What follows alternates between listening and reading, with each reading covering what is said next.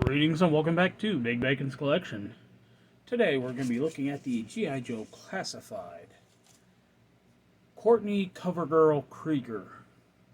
Translation, we lost the copyright on just CoverGirl, so now we have to give you the full name.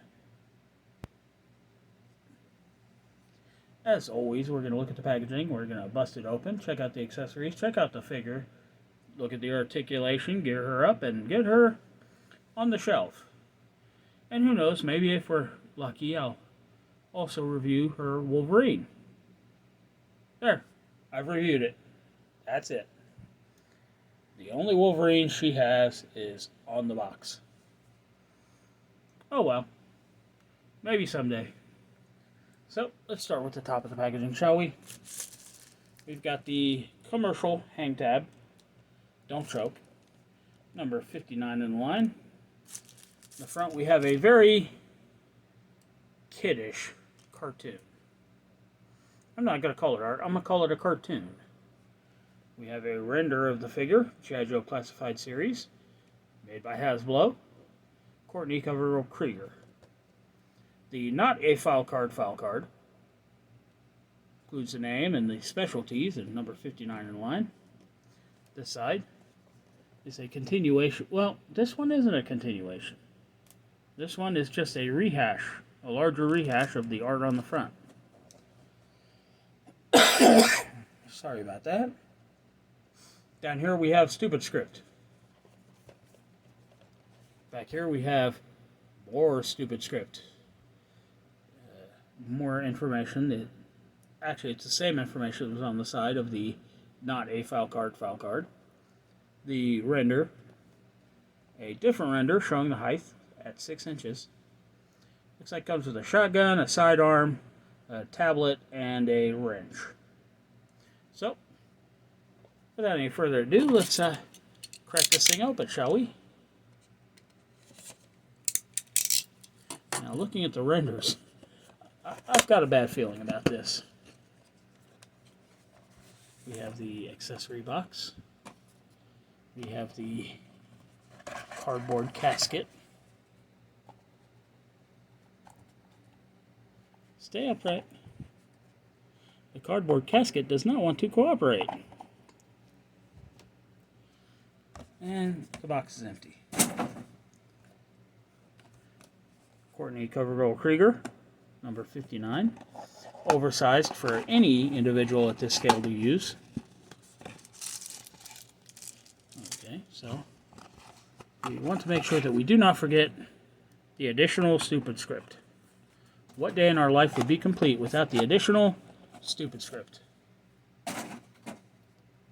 So, accessories.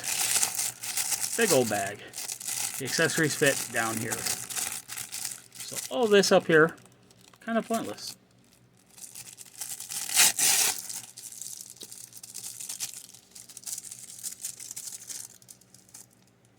There's one of them. Okay, we have all 4 of the accessories. So let's start with the big one. This shotgun is actually fairly straight, it looks like. And it's a mostly solid build. I mean, there's a little bendability to it. Looks like a standard pump action style shotgun. Actually has a loading port in the bottom. But what looks like a slide lever. You wouldn't need... Oh, dear God. Okay. Hasbro, you need to hire somebody who actually understands weapons for the G.I. Joe team. Got a nice paint detail up there on the pump action, though. The sidearm looks like an actual sidearm. Got a nice silver paint app up here on the slide. Nice sculpted star emblem on the grip. It's a nice looking piece. I like it. We have the wrench, which is detailed quite accurately. Pretty nice looking wrench. And it is all in black. Last but not least, we have the Tablet of Destiny. On this tablet, you've got a blue screen with the Wolverine on it. Not a bad looking accessory. So, continuing on, the cardboard casket. Are we ready? Okay, yeah, it's what I expected it to be. No more, no less. What do you say we actually take the time to get her out of here, shall we?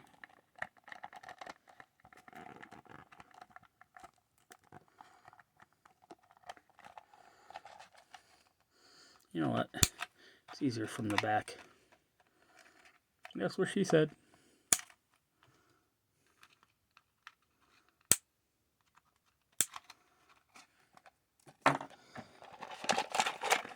And she is free!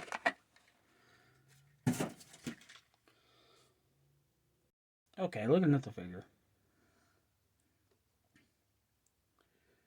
This is retired after 25 years at GM, Aunt Helen, CoverGirl. Yeah, she's got that old lady short haircut. She's got the heavily make-upped eye shadow. Way too much lipstick.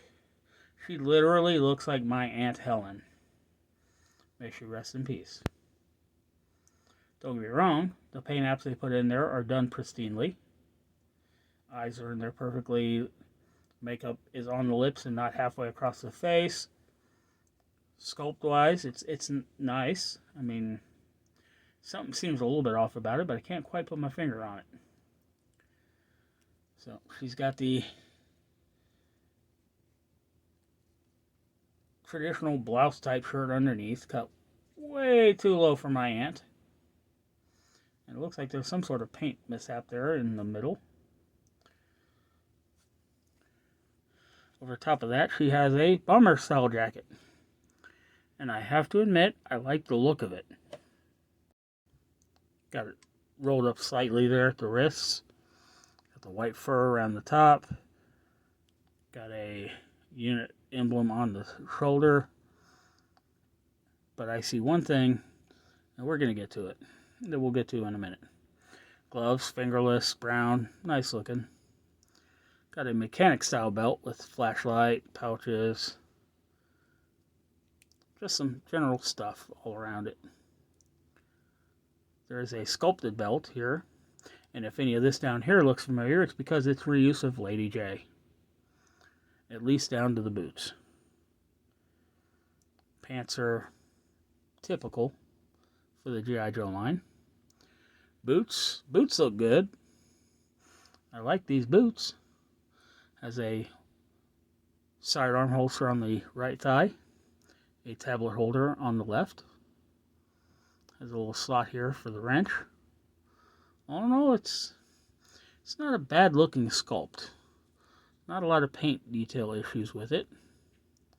So, you know what comes next. Articulation. The neck is articulated, and with where it sits, there's a big gap there at the bottom of it if you lean it back too far. The head itself is also on a ball, so it looks up this far. Looks down that far. We'll walk like an Egyptian. Has some good tilt and rotation. Arm hinges up to 90 degrees. We'll rotate all the way around. Bicep cut for rotation, but I'm sure when I lifted the arm, you saw what I did. And that's that this arm is barely even attached. One good turn and it'll pop right off. And if you don't believe me, I can't even get this one up without it sliding off. And there it goes. I mean, it does snap right back on. It doesn't, like, just fall off randomly. But I cannot get enough torque, enough leverage on it to actually get that shoulder up any higher than this. Without the arm popping off.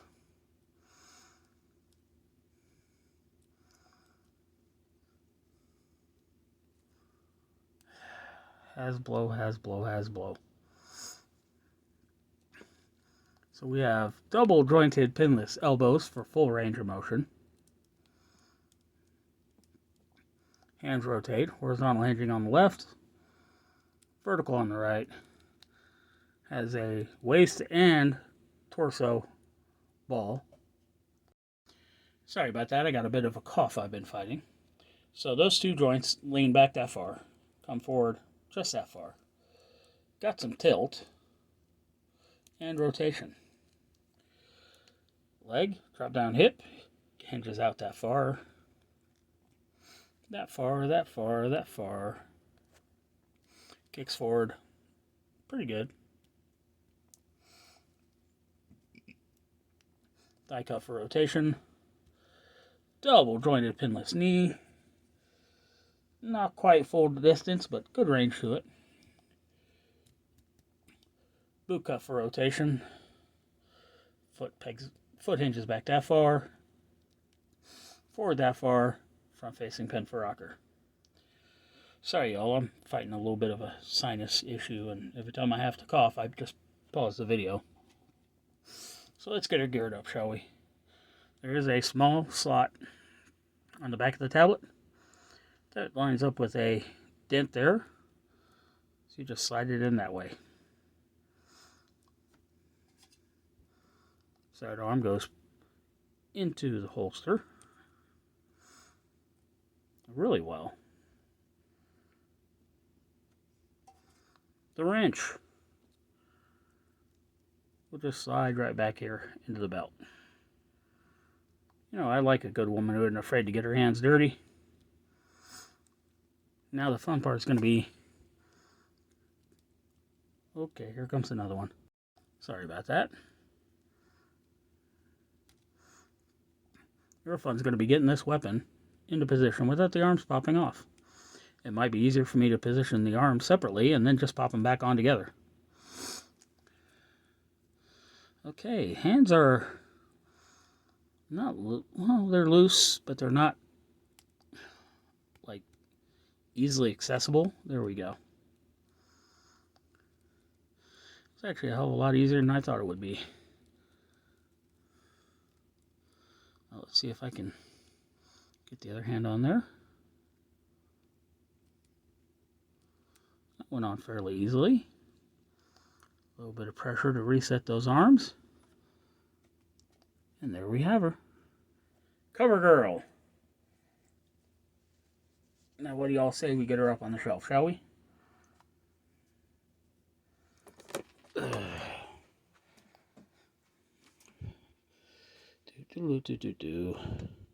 You're going to come up here by Timothy Oliphant, Aunt Helen. And there you go. Once again, thanks for tuning in. Be sure to subscribe, like, share, comment, hit that notification bell. And I'll see y'all next time.